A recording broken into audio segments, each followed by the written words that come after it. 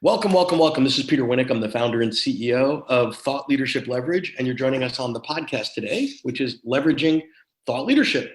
Today, my guest is Lindy Greer. She's an associate professor of management and organization at University of Michigan, Stephen M. Ross School of Business.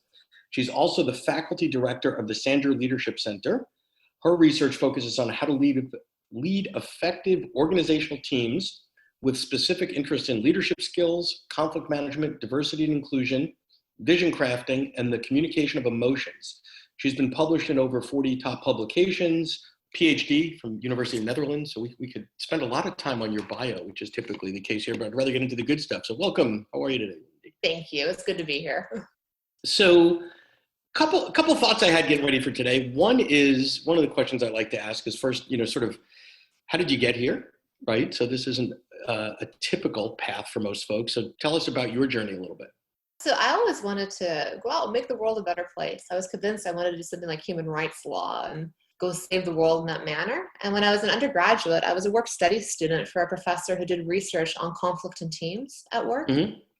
And I just fell in love with the power of business research to make the world a better place. Like I can remember my parents coming home from work and complaining about fights with coworkers, and like that energy would come into our family, and every family deals with that. It deals with the toxicity of the workplace at times. Sure. And if we can provide tools for everybody to understand how to navigate the people side of work better, that's a service to everybody. Mm-hmm. And a broader impact potentially in something like human rights law. And so I fell in love with it then and ended up going off to do my PhD and being a professor in this area now for what will be 20 years next year. Wow, very cool. Very cool. And you sit in an interesting place. Not only are you a professor and a thought leader in your own right, but at the Sandler Leadership Center, that's really the executive ed center at UM? No, so separate from Exec Ed, we partner with Exec Ed a lot, but okay. Our Leadership Center has oversight over how leadership is taught across the university, and to some extent also engages with our partners in Exec Ed, as well as marketing and communication for the school about leadership. Got it. Okay. Have an integrated platform and strategy over how do we talk about leadership at Ross within the school and outside of the school. How do we generate our own bold ideas and research that we then disseminate? How do we have coherency and how we teach it in the classroom, mm-hmm. as well as how it's brought into our co-curriculars. So let me ask you sort of a meta question then based on that, and then I have a couple others. Where, if anywhere, does thought leadership fit into the current universe of leadership? Because I'm seeing and reading and absorbing different sort of perspectives on that. I'd love to get your take. I mean, at least for me as a scientist coming into this discussion, for me, leadership has struggled a lot with being data-driven in terms of what's put out there. And even within the academic world, leadership didn't have a good name for many years because the research wasn't very rigorous. Right. And maybe five years ago, there was a big rejuvenation. There was a key seminal scientific article that came out that really challenged the way that we talked about leadership in science and opened up a new era of more quantitative, behavior-driven research on leadership and made a legitimate study within business schools. And so now in the last 5 to 10 years, we've seen a lot of business school professors emerge with ideas and data on leadership that I think have the potential to make an even bigger impact instead of some of what has been historically put out there. So it's a really exciting time, I think, to be at this intersection of sort of science and data and leadership.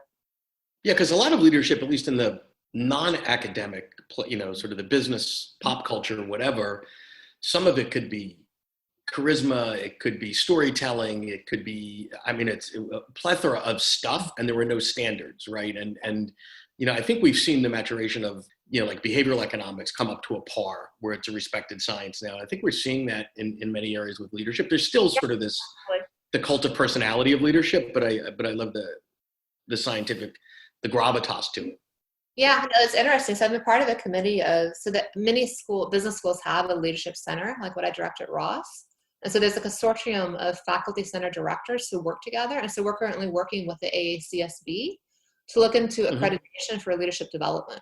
And so can we have consensus within science over what are the key objectives we should be teaching on leadership? What are the behaviors leaders need to know?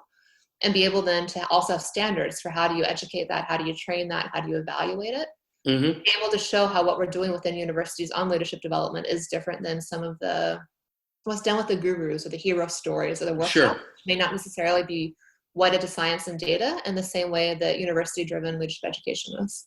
No, I love that because someone gets an MBA, the technical side, you can make a good assumption that they know how to read a balance sheet, they know how to do cash flow statements, they know how to do some critical thinking, et cetera.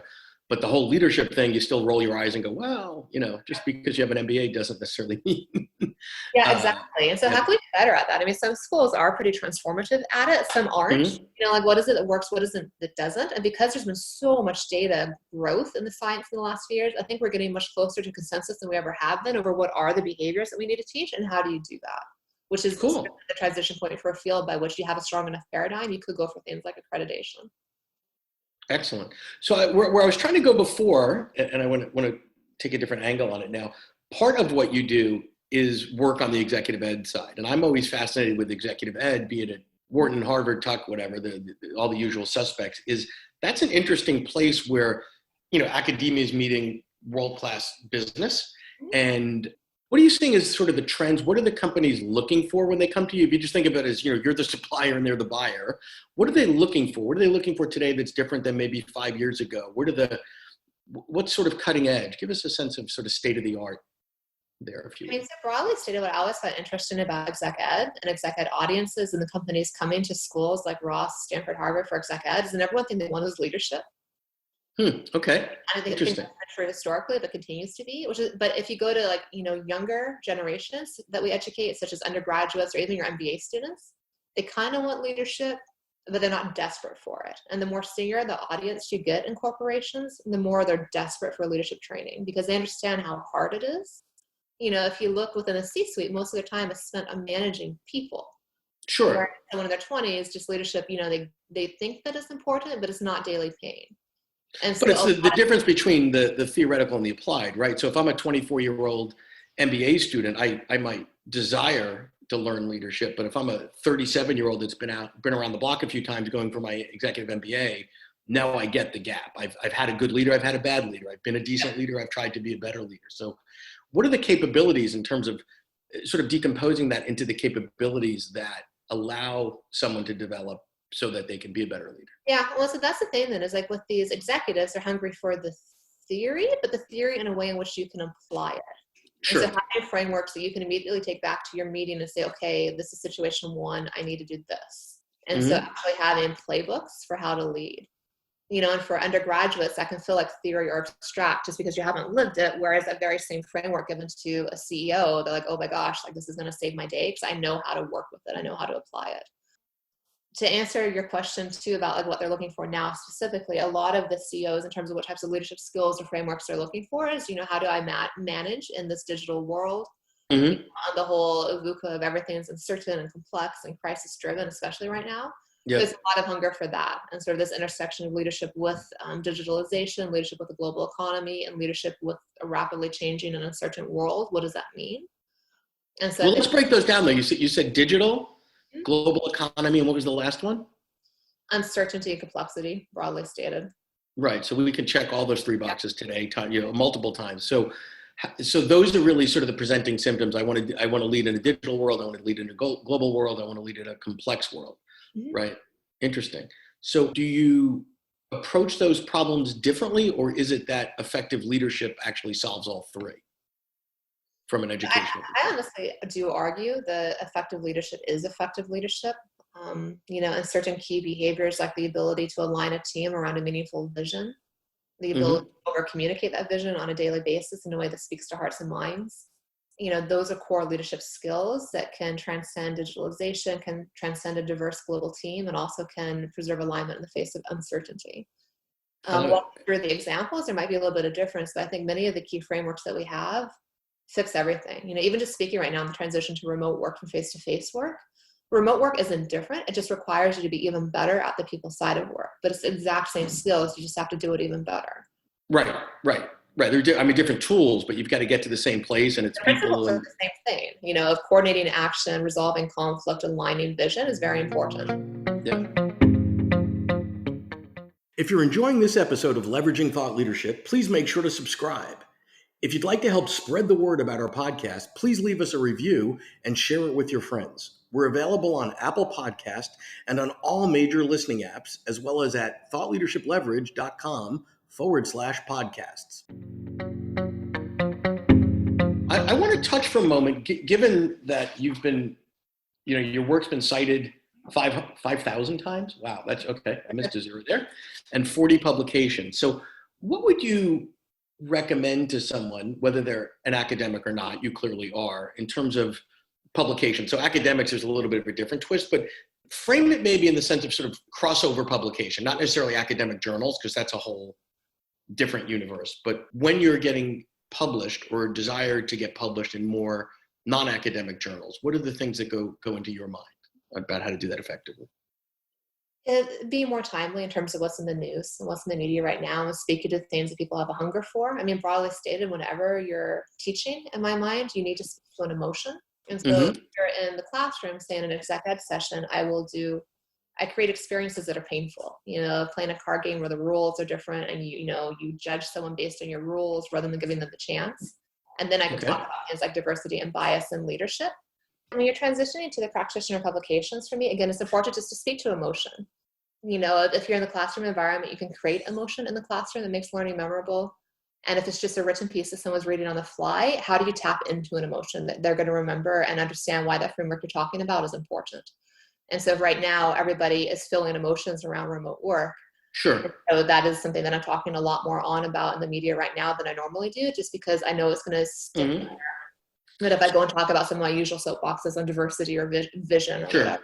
So could you split that then between the tone of an article, which you're looking for an emotional response from the reader or emotional connection or resonance or whatever, and the process of pitching the article? Talk to us just a little bit, because unfortunately I see so many folks writing so many things that never see the light of day because they don't really understand how to articulate the value that they're bringing to the person that they need to pitch it to. So could you give maybe an example or two of how you've pitched and how it's worked? Yeah, I mean, at least for pitching, having credibility helps. Like when I was younger, co-authoring with professors that were very famous in the field, if you go to HBR, just like having that credibility helps. And at least, Okay. especially if you're at one of those transitional publications like an HBR, able to have access to the data, that your solution is actually data driven. And that could be coming from practice, but you need to sell the value of the data. And then also Mm-hmm. be clear that the problem you're solving matters. And that could be the timely piece. It's also just being able to say why that solution is needed in the world, especially right now, and why you're the person to write that solution. So let me push one further on that. So I love the idea of co-authoring someone that has more credibility or has been around the block a little bit longer, more published than you've been. So now there's a double pitch. How do you identify and pitch to that partner, that academic, whoever they may be? Like, hey, listen, I'd like to co-author this with you. What does that look like? Is that How just do you relationships? especially for people that are super famous or super busy. And so how do you make it in their interest? So how do you make it easy to them of like, I can write the whole thing, like here's an example of work I've done to show my own confidence that it's going to be worthwhile to work with me. I've read your profile. I think it would be good for your, brand and your whatever to, have this piece out there too. So how do you make it a win-win and make it as easy for them to say yes as possible?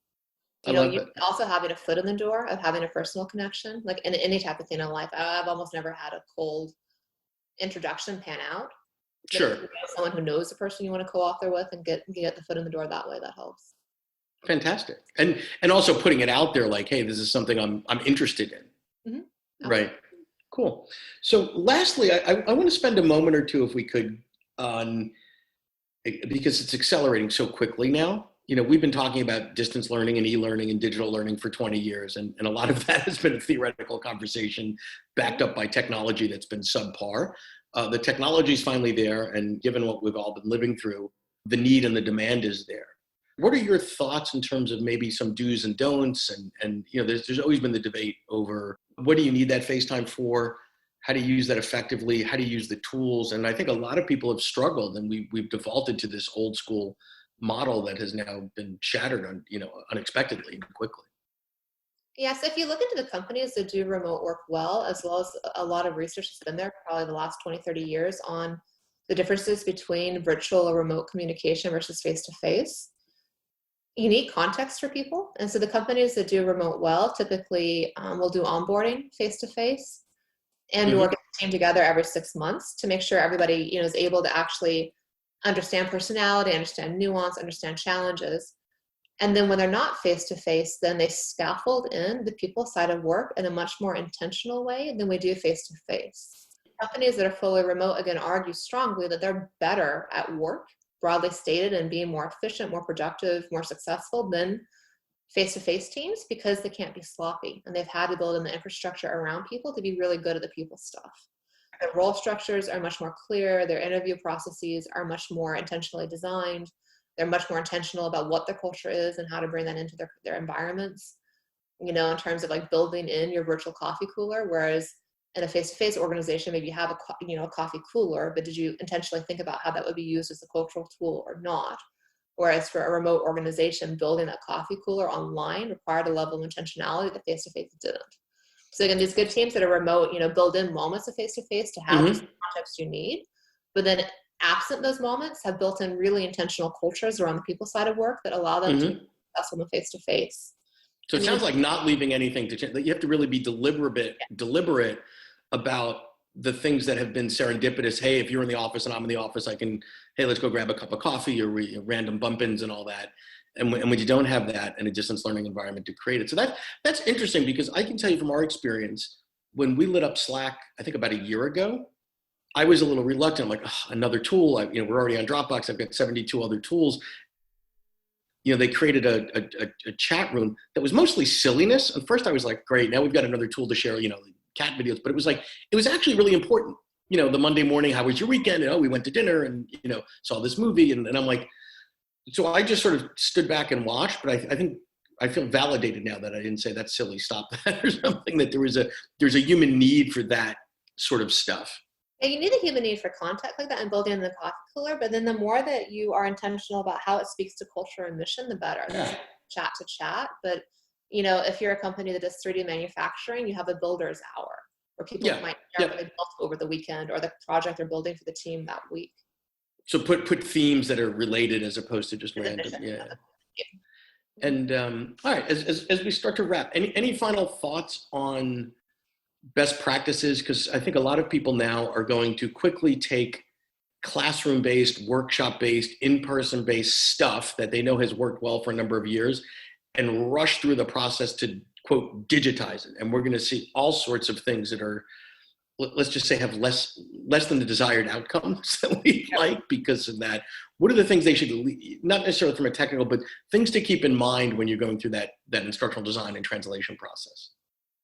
To realize that going online requires just more intentionality about how you communicate and how you educate, and then face-to-face. I taught in the online MBA program for Ross this year. We're one of the first top 10 MBA programs to launch an online MBA. And so it took me about half a year to prepare my class. And I learned a lot in terms of how do you set lesson goals for every specific lecture, every 7 minutes of your lecture, what is the point you're trying to get across? Because in an online environment, you can't pay attention to a 90-minute video of someone speaking, right? Or even a synchronous 90-minute live lecture of someone speaking. Whereas in person, you can kind of draw on participation. Sure. You can be sloppy, just like what I was mentioning about remote teams earlier. It's the same with teaching. You can't be sloppy online. It just doesn't work. And so I think best practices are realizing that it's not just going to be putting a video camera on for what you did face-to-face, but systematically rethinking how you teach.